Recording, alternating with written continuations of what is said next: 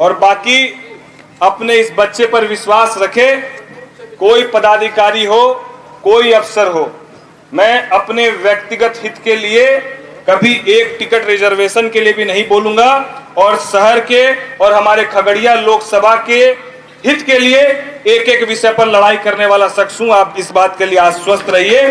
किसी भी सूरत में हम लोग काम को कराने का काम करेंगे जब हमको ठेकेदारी करना ही नहीं है, जब हमको कमीशन और दलाली के चक्कर में रहना ही नहीं है, तो आवाज को बुलंद होने से कोई रोक सकता नहीं है।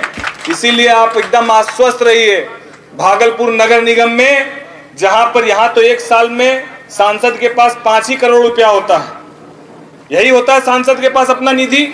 और भागलपुर नगर निगम में जब हम थे तो हम लोग के पास 2000 करोड़ रुपया स्मार्ट सिटी का था और हमारे पास अपना आंतरिक संसाधन कम से कम साल में 25 से 50 करोड़ रुपया था। तब हम लोगों ने अपने ही विभाग के 5 भ्रष्ट पदाधिकारियों को सस्पेंड करने का काम किया और पूरे मजबूती से 5 साल तक शहर के लोगों की आवाज बुलंद की और इसके लिए केस मुकदमा भी झेलना पड़ा तो हम लोग झेलने का काम किए हैं। और ये आवाज तभी बुलंद होती है जब आप कमीशन, दलाली और ठेकेदारी के चक्कर में नहीं रहते हैं। अभी तो शपथ ग्रहण नहीं हुआ है, शपथ ग्रहण हो जाने दीजिए। और शपथ ग्रहण के पहले सभी विधानसभाओं में दौरा करके धन्यवाद और आभार, हम लोग धन्यवाद और आभार के लिए निकले थे, लेकिन हो उल्टा गया कि आपके तरफ से अभिनंदन और स्वागत का समारोह में ये तब्दील हो गया।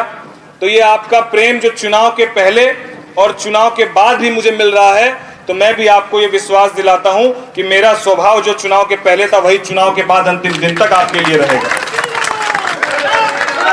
जिस तरीके से मैं आप सबके समक्ष सर को झुकाकर आपसे मत मांगा था, हर एक विधानसभाओं में घूम घूम कर आपसे आशीर्वाद की कामना की थी, चुनाव के बाद और चुनाव जीतने के बाद और इस बार जब लोकसभा का विशेष सत्र प्रारंभ होगा और हम लोग का शपथ ग्रहण होगा, मैं वापस 3 तारीख को आऊंगा।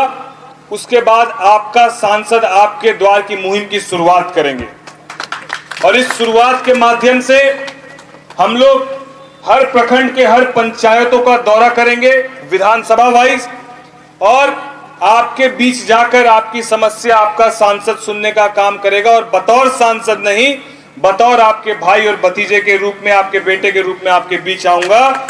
मैं ये आपको आश्वस्त करता हूं। मैं आश्वस्त करता हूं कि वहां से आने के बाद सभी 6 विधानसभाओं में हम लोग मुख्य कार्यालय खगड़िया में और बाकी 5 विधानसभाओं में एक कार्यालय और प्रतिनिधि बनाने का हम लोग काम करेंगे, ताकि कितनी भी व्यस्तता हमारी रहे, आपकी समस्या कार्यालय तक पहुंचे और कार्यालय से मुझ तक पहुंचे और मैं ये आश्वस्त कर सकूं कि आपकी पहुंची गई समस्या पर सकारात्मक रूप से पहल हुआ है कि नहीं हुआ।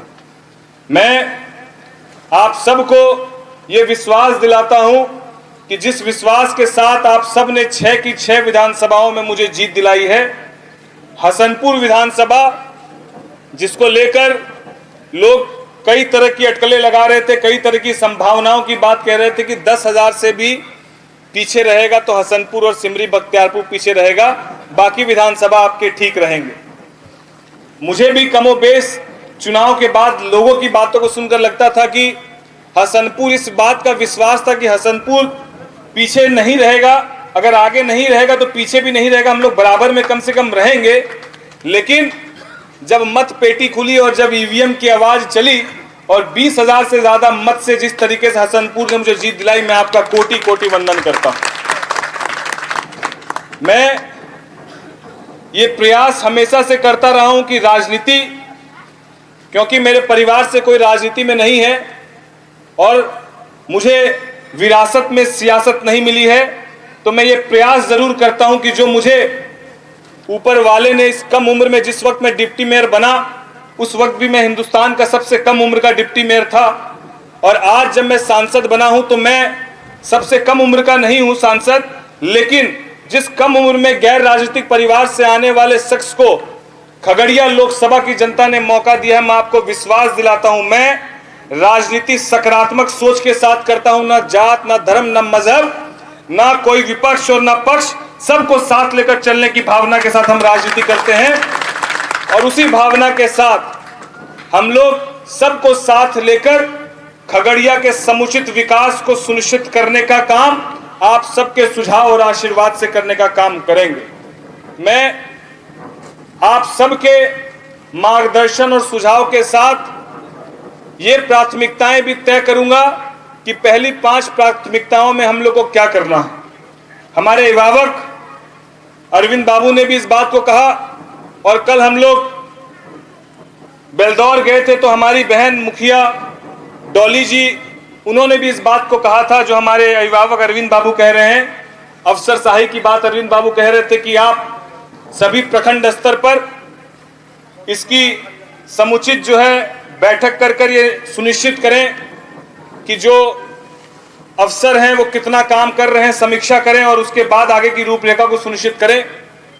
मैं अरविंद बाबू को, हमारे अभिभावक को ये बता देना चाहता हूं कि अब आप आश्वस्त रहें, अब आप आशीर्वाद देते रहें और बाकी अपने इस बच्चे पर विश्वास रखें।